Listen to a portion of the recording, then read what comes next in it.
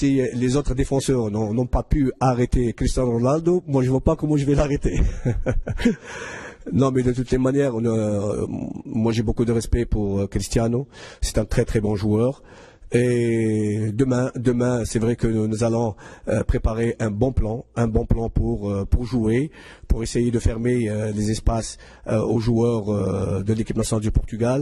Nous allons jouer avec un système adéquat, parce que n'oubliez pas qu'on joue en dehors de l'Algérie, on joue au Portugal, le Portugal joue chez elle, et bien sûr avec cette armada de joueurs, nous allons essayer de jouer avec beaucoup de rigueur et beaucoup de tactique. J'espère que les joueurs respecteront les consignes tactiques de l'entraîneur, et bien sûr, pourquoi pas, s'il y a une rigueur du côté du Portugal, nous aussi, nos joueurs, ils sont déterminés, ils ont cette rigueur. Nous allons donner le meilleur de nous-mêmes. Maintenant, si on gagne, tant mieux, si on perd, là, on perd avec une grande équipe qui est qualifiée au mondial. Je pense que c'est ça le football. Je m'adresse à vous, les journalistes portugais. Vous trouvez que c'est normal? Est-ce que ça existe chez vous? Un entraîneur qui perd un match contre une équipe africaine, match amical, on décide de le virer, on décide de le limoger de son poste, alors que je n'ai même pas joué un match officiel. Est-ce que vous trouvez que c'est normal, ça? Alors que nous avons un objectif, le mois de septembre, nous allons jouer la Gambie, nous avons une bonne équipe, il y a la stabilité qu'on cherche, il y a la continuité dans le travail. C'est ça, si on veut construire une équipe nationale sur une base solide. Mais malheureusement, il y a des choses qui ne marchent pas vraiment avec notre football, malheureusement.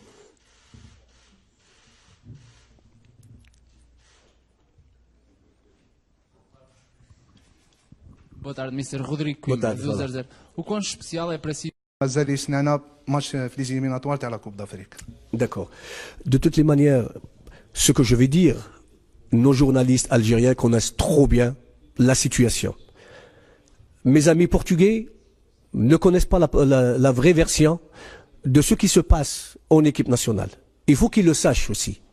Il faut qu'ils le sachent et qu'ils le transmettent dans le monde entier. Parce que je suis victime d'une machination. Je le dis. Je suis victime d'une machination alors que on a commencé à faire du bon travail. الأولوية لهذا التصريح. أكيد أن المكتب الفيدرالي راح يقرر بعد اللقاء مع البرتغال. يعني ماذا أنت تعرف وكل واحد فينا يعرف أنه ماجار ما وفقش المهمة تاعو منذ مجيئه، وبالتالي راح ياخذ قرار.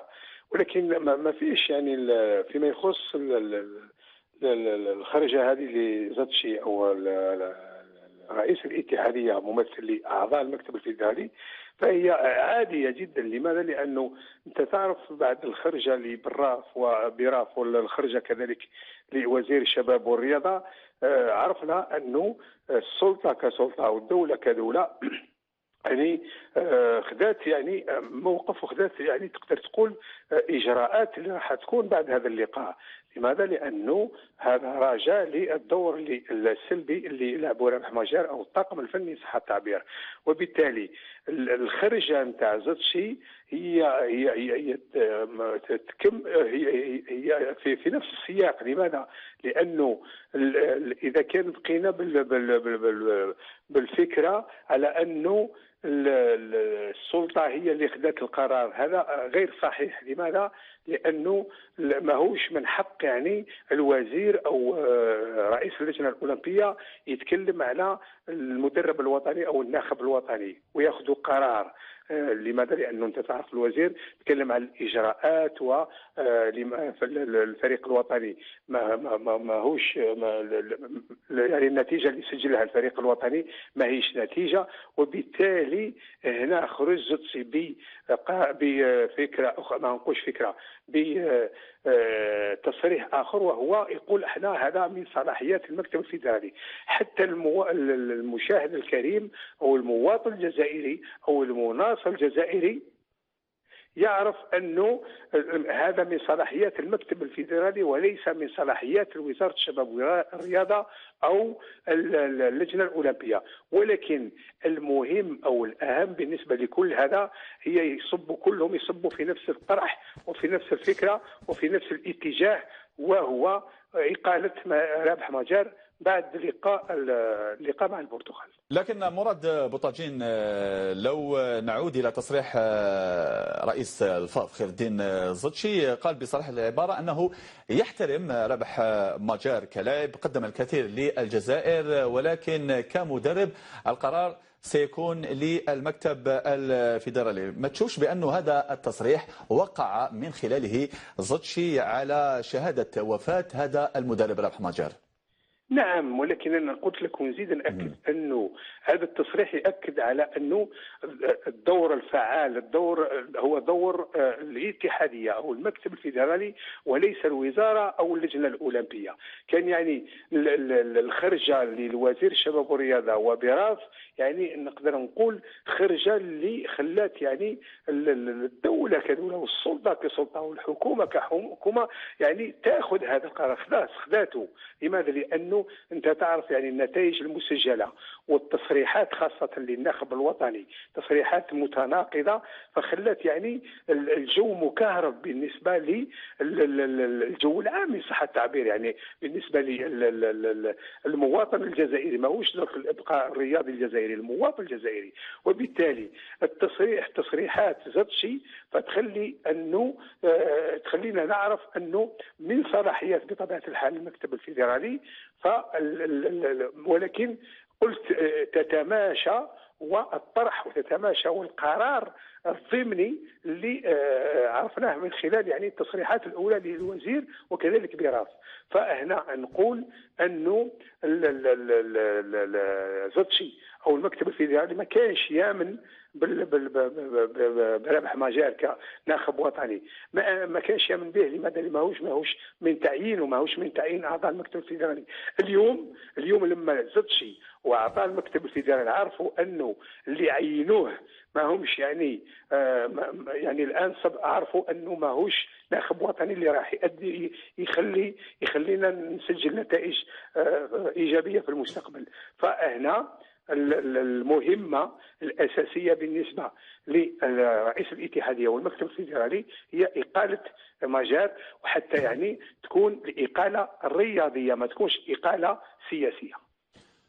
مراد، لو يفوز المنتخب الوطني أمام البرتغال، وانت يعني كإعلامي يعني في الميدان منذ سنوات عديدة، انت تعلم بأنه رابح مجار كان تعادل أمام بلجيكا ثم أقيل بعدها مباشرة. هل سنعيش نفس السيناريو حتى لو يتعادل أو يفوز المنتخب الوطني أمام البرتغال؟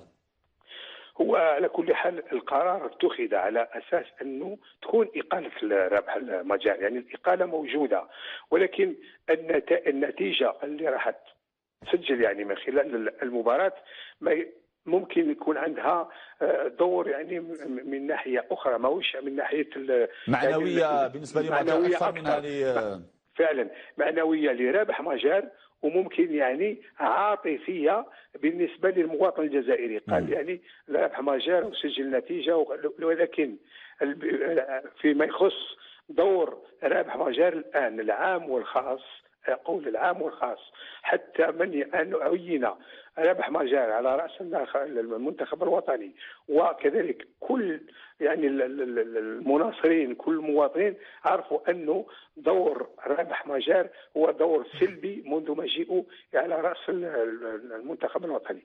ولكن الشيء اللي نزيدوا ناكدوا عليه، الشيء اللي نزيد ناكد عليه انا كصحفي كاعلامي، الدور رابح مجار هو سلبي، ولكن ما هو دور اللي لعبه مثلا إيغيل وكذلك مناد؟ فنقول انه ما كانش فيه يعني عمل تكاملي، عمل تنسيقي، عمل جماعي بالنسبه لهذا الطاقم. فهنا خلانا نعرف انه دور سلبي بالنسبه للناخب الوطني، ولكن هو سلبي زايد، اكثر سلبيه بالنسبه للطاقم ككل. مراد، لو سلمنا ان رابح مجار سيقال او سيستقيل، يعني 3 مدربين في اقل من سنه، مع هذا اقول 3 مدربين اذا كان اقيل يعني راح نتجهوا لتعيين مدرب جديد. لمن نحمل المسؤوليه في ذلك بكل صراحه؟ المسؤولية مشتركة، المسؤولية 50% لرئيس الاتحادية الجزائرية اللي هو يتحمل مسؤولية لوحده بالنسبة لمجيء الكراس في البداية. فالاختيار كان أحادي، الاختيار كان لوحده، الاختيار كان يعني عشوائي، ونقدر نقول الفكرة كانت لرئيس الاتحادية. وإحنا كنا تكلمنا على الاختيار هذا اللي ما كانش يعني يتماشى المقاييس. المدرب كان يعني ما هوش معروف، المدرب الكراس اللي كان ما يحسنش اللغه العربيه ولا اللغه الفرنسيه ولا اللغه اللي نتعامل بها. فكل هذا من يعني كل هذه العوامل خلتنا نعرف انه الاختيار ما وفقش فيه زتشي. اما بالنسبه لتعيين رابح مجار فالمسؤوليه كذلك مشتركه. لماذا؟ لانه التعيين جاء خارج المكتب الفيدرالي، جاء من جهات معينة، جاء من جهات أخرى، وبالتالي لما يجي هذا التعيين ونقبل بهذا التعيين فالمسؤولية كذلك تكون مشتركة. يعني المسؤولية نرجعها للجهة اللي عينت رابح مجار، وكذلك رئيس الاتحادية اللي يعني قبل هذا التعيين، ولو أنه أعضاء المكتب الفيدرالي قبل تعيين مجار ولما عينوه كثير، ما نقولش كثير ولكن البعض منهم يعرفوا رابح مجار انه احنا نعترف به كلاعب دولي سابق، نعترف به كشخص محترم، ولكن هم حتى يعني بعض الاعضاء يعرفوا انه رابح مجار محدود بالنسبه لهذا المنصب، وهو يعني مدرب وطني او ناخب وطني. مراد بوطاجين محدود لهذا المنصب، لكن لماذا لا نمنح مثلا رابح مجار فرصة الحكم عليه في مباراة رسمية؟ هو لعب فقط مباريات غير رسمية، مباريات ودية. لماذا لا نترك هذا المدرب مثلا إلى مواعيد رسمية؟ المنتخب الوطني على موعد مع أول مباراة رسمية في سبتمبر المقبل. فيما يخص الاختيار وفيما يخص التعيين او فيما يخص يعني نعطي الفرصة، ما نشوفش يعني ما ناخذش بعين الاعتبار النتائج المسجله، ما ناخذش بعين الاعتبار العمل اللي يقوموا به. ناخذ اولا في البدايه المسار او البروفيل، هل المدرب يعني تتوفر فيه الشروط ام لا؟ هذه قلناها في البدايه، رانا نكرروا فيها. هل المدرب مجار تتوفر فيه الشروط؟ يعني لما نقول الشروط هي هل رابح مجار يعني درب فرق؟ هل رابح مجار تكون؟ هل رابح مجار يعني سجل عنده تاريخ فيما يخص التدريب؟ فهذا ما هوش موجود عند رابح مجار، وبالتالي هذه هي الصفه اللي ناخذ بها، وهذه هي الشروط اللي ناخذ بها.